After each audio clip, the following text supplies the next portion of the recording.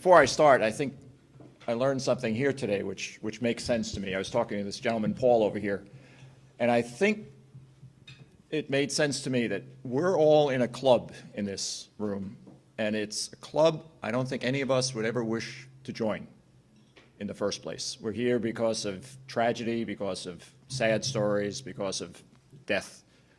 But once we're in this club, I don't think of a better club to be in. This is my passion. I think I've seen your passion, and this is a great organization and a great club. So, welcome to the club.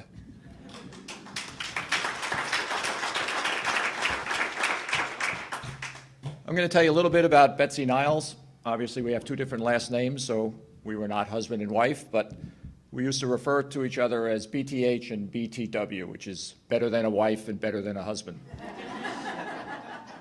We were one of those rare couples that met online dating, matchmaker.com, 10 years ago. And first date was okay, second date was okay, third. But after about the fifth to sixth date, we realized we were made for each other. And we spent the next 10 years of our life together as companions. The best 10 years of my life, and I believe the best 10 years of her life. Betsy was a great reader. She was, her career was education publishing. She was a writer of children's books, a writer of materials for schools, and she was a great fan of Joan Didion. I don't know if you know the author Joan Didion, but one of Joan Didion's famous books is called The Year of Magical Thinking, and it's about the death of her husband and the death of her daughter. And one of Betsy's favorite quotes was, "Life changes fast. Life changes in the instant. You sit down to dinner, and life, as you know, ends." Little did she know that was her fate. Not so much dinner, but she was walking to the train to go to work in New York City last March 30th, and a gentleman driving a van was blinded by the sun, hit her as she crossed a walkway, and just like your story, brain dead in the hospital for 36 hours before we removed life support and she became a donor. We were approached in the hospital by Paula Gutierrez of the Sharing Network. I don't know if Paula's here. Probably not. And I think she's the closest to an angel that I've ever met. We had no discussion, Betsy and I, about organ donation. We talked about everything else under the sun, end-of-life care, do not resuscitate, who's going to be the medical proxy. But the thought of organ donation never came into our mind. And Paula from the New Jersey Sharing Network came to us in the hospital and asked about organ donation. And my reaction was, it's the one thing we never discussed. And Allie Niles, who's Betsy's daughter, who I'll talk about in a minute, had, in a moment of real sadness, was very irreverent and said, "Of course not. The two of you were supposed to live to 85 years old, and who the heck wants an 85-year-old kidney?" But we decided, obviously, that's what Betsy would have wanted, and she did donate everything except her eyes, which is something her two adult children just couldn't get their hands around it in terms of agreeing. But she donated everything, and as far as we know, the recipients are alive and well, and I don't know the count, but it's, you know, more than a handful.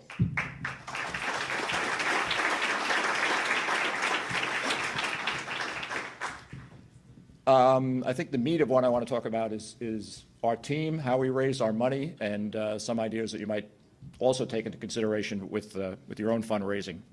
The team was Betsy's Dash. The dash part comes from a poem written by Linda Ellis. If you don't know it, it's a very interesting poem about the dash between date of birth, or year of birth and year of death on a tombstone.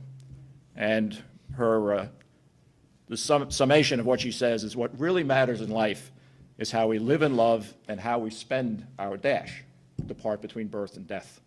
So we adopted that as our team slogan. And one learning, we had T-shirts, I didn't wear it today. One learning, if you're having T-shirts made, don't use gray.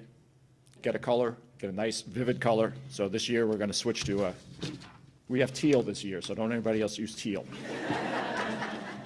We did raise over $9,000. I don't know if we came in fifth or third or And we were especially proud of that because we didn't have a lot of time. We only learned about the race probably in the middle of April, so we had to really go like crazy to raise the money we did. In the race itself, Allie, Betsy's daughter, Allie is hopefully a future Olympian marathon runner. She's 27 years old. She has really trained, and she's starting to run marathons that could potentially get her into the Olympics, not this year, but in 4 years. And she really wanted to win this race for her mother, and she did. She came in first among the women, came in first among the women. I walked the race. And I walked it with my daughter and my granddaughter, who was, very quick snapshot of my granddaughter was up there, and my soon-to-be, at this point last year, my soon-to-be grandson, Jimmy, who was born in August. So he'll walk the race with us this year also in a stroller. Okay, some thoughts about fundraising and what we did. The first thing that we did is we cast a wide net. Now, what does that mean? We went to people that you might not have thought about. Betsy had a lot of friends, a lot of coworkers, et cetera. But we thought about, what about her dentist that she went to for 20 years? Turns out we went to the dentist and he gave a substantial contribution. Her doctor, her hairdresser, her lawyer, her manicurist, believe it or not, even the guy that used to drive her to the airport on business trips, they all contributed quite a bit of money to our fund. She worked at a large corporation, and I didn't know all the people she worked with, and even outside of the corporation, all the people in the industry that she worked with. So we asked some of her close coworkers, pass the word on, network out to others, and that brought in a lot of money. We talked to local businesses about potential sponsorship. Since Allie is a runner, she talked to a lot of the local shoe stores that specialize in running materials, athletic materials. They contributed. Don't forget matching contributions from large corporations can be solicited, and that helps a lot. And consider the traditional fundraising things like car washes, bake sales. This year, Allie, in her gym where she works, some of the young girls are putting together little purses made out of duct tape and selling them. And they actually are pretty good. And all of those contributions will go to Betsy's Dash. Those are our ideas, and they work. The other thing I did, we talked about email a little bit earlier. I shilled like crazy. And I am not, if you know what shill means, it's basically go out there and ask for money. And I did it by email to a wide variety of people. And I didn't do it once, I bugged them like crazy. If my brother Joe didn't contribute, I bugged him. I bugged everybody I kept a list. Here's the money that came in, here's the people that still haven't given, they're going to give. And they did, ultimately. But in the email, I talked about the organ donation process and NJ Share. And this is nothing against other charities like cancer or the other organizations that have races. But the point I made is I'm so impressed with the NJ Share network that the money that we get together for them, you can really see how it works. You can see the lab, you can see the trucks in their parking lot that go out and get the organs. You can see the Paula Gutierrez's of the world that are actually in the hospitals. So the money that we gather, really, you could see a direct one-on-one correlation to the benefits. So that was my message to the people I shilled to, and it worked. So wrapping it up, one other thing you might not forget is don't just solicit money, but solicit potential donors. The people on your team should all be donors. Ask them, have them show them their driver's license and see. If they're going to run or if they're going to contribute, they should also be on the list. Final statement is raise as much money as you can. Don't worry about how much you raise.